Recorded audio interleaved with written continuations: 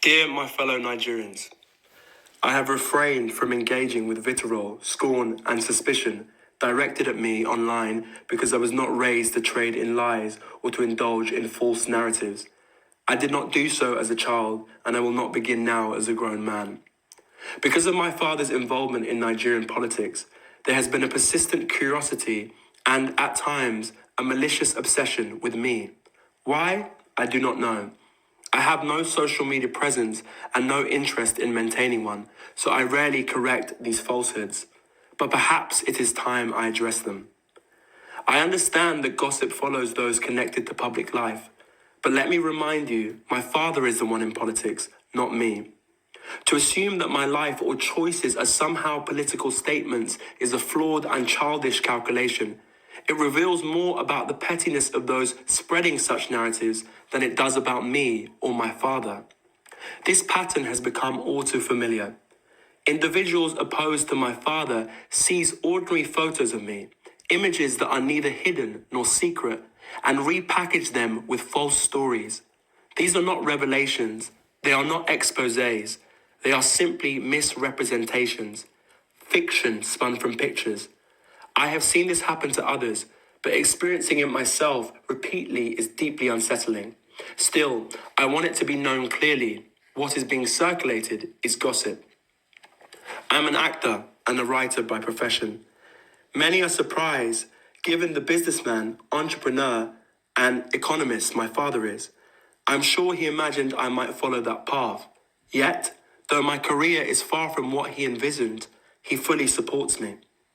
Unlike many children of Nigerian politicians, I have never relied on nepotism. I was raised to know that my father's wealth is not mine and that I must build my own life. My chosen path is in theatre and filmmaking, so far from the world he inhabits. An industry that embraces diversity of class, race, sexuality, and identity. I portray characters vastly different from myself. Yet some online use these roles against me and my father, presenting fiction as fact. I trust any rational person can see how absurd this is. More importantly, Nigeria has far greater issues than idle speculation about what Peter Obi's son is doing. Our nation still struggles with insecurity, a weakened economy, crumbling infrastructure, failing healthcare, and politicians who steal from the people they swore to serve. And yet, for some, the priority is to spread gossip about who Peter Obi's son appears with in a photo. This is a distraction from the real crisis that matters to all Nigerians. The truth is simple. Peter Obi's son appears in photos with his friends and his work colleagues, nothing more.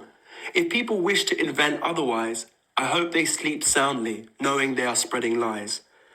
Nor I or my father are perfect men, and as a father and son we have our differences, but I can attest to his integrity and his relentless desire to lead Nigeria out of its current hardships.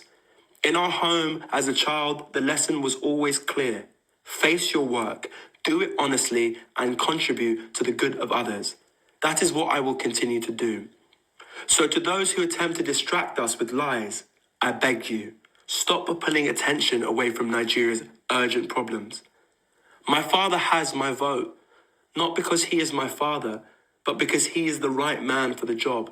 If others wish to go low, invent scandals, or attack me to wound him, they are free to do so.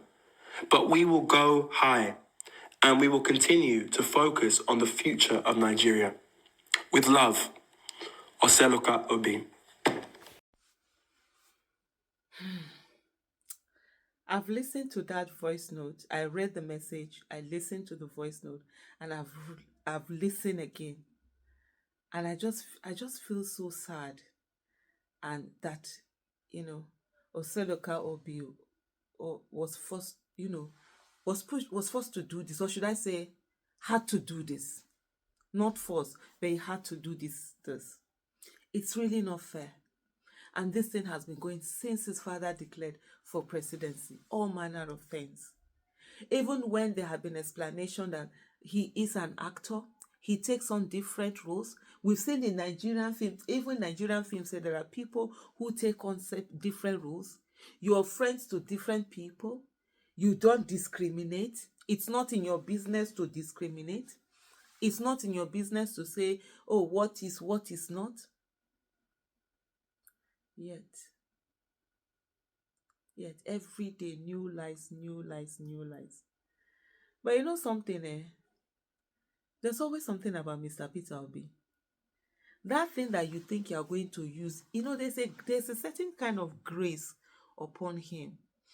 And it comes from when you have a pure heart, when you do things for the sake of God and for the sake of the greater good, for the sake of man, and to help, and you are sincere, no matter what, whatever is fashioned against you as a weapon comes out and it becomes, an asset. And Hausa people have a proverb for it. They say, hasada ga mai rabo taki. That jealousy towards someone who is blessed is like fertilizer. You think you're doing this thing against him, you're doing this thing, but the person will be growing. You think you're punching the person, you're coming at him, you're doing this, he'll be growing. Beyond that, many people, I'm sure, have never heard of Peter Obi's son, or Seloka. Probably have never seen him, have never seen him speak. Some don't even know what he looks like. If you know what he looks like. But here he is, doing a message. And the message is so profound. The message is simple and yet profound. It's so deep. You look at it that you're like, wow. We saw somebody's son that was, hey, my father is.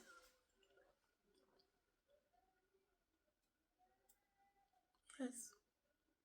You see someone who was brought up to know that his father's wealth is not his own. That he's not going to be a hanger on around his father, going around looking for what to eat from what his father is doing. Then he went on right from day one to go and seek his own. And he found his own in acting, in being an actor, which might not be as a typical Nigerian. You have a son, you want to take over your businesses, to learn your businesses. You say he has his part, and his father respects and supports him. He doesn't bring his children to whatever is being done. He doesn't bring his children to the political space. So this one has to take this control. The way you see some people's children taking control over everything, doing this one, they want to hand over power to children. He hasn't. But constantly and every time, you bring in his son into it. Any small thing, you're looking for ways. For those of you that were happy, going off, the North, I saw this thing with this one. Peter Obi's presidential ambition is over. Even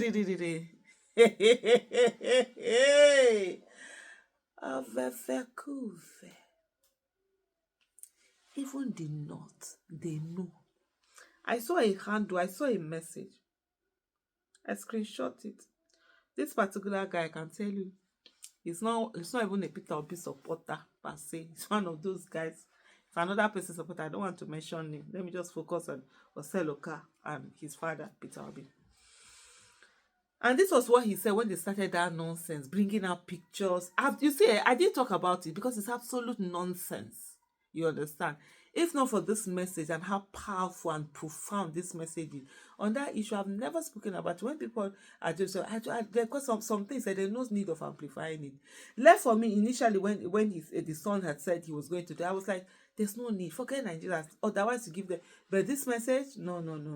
It wasn't a message that should not have been heard. It's a message that people will see and learn from. Anyway, this guy is an orphaner who has never, 2020 was never in support of Peter Obi, but this is what he had to say. And his stance in recent time has been changing. The North is seeing. The North is seeing that those people who use politics to keep people down, that they are actually the real enemies of the North. The same Northerners who use politics and keep people down, the Malams that were saying, go and vote Muslim ticket, where are they to get? They get a lot from government. And they've moved on. So this person said, Peter Obi is a normal human being. He has children, and that clearly means he's not gay. His son can be whatever he wants. I don't care. If Obi is the key to ending this tyranny and nepotism, then we are with him 100%. It's Tinubu who signed the Samoa deal. You all think we forgot? Then I think someone was saying something. Then he now replied, say, in Islam, we don't blame a father for the sins of his son. If Peter Obi's son wants to be gay, that's on him. As long as Obi doesn't support it, I don't have any problem with him. He's not the one who is gay. And he put this emoji like that. And this thing are falsehood. That people see that to concord just because. But like you said, if it makes you people sleep better, and small pikin now come the school una. You see Peter Obi's son. Now you see Peter Obi in another light. That he brought up children that will respond to people decently. Not the ones that will be talking, and like thugs. I don't blame una. I don't blame una. I don't blame una, sha. Make una dey run una mouth. Na time una get.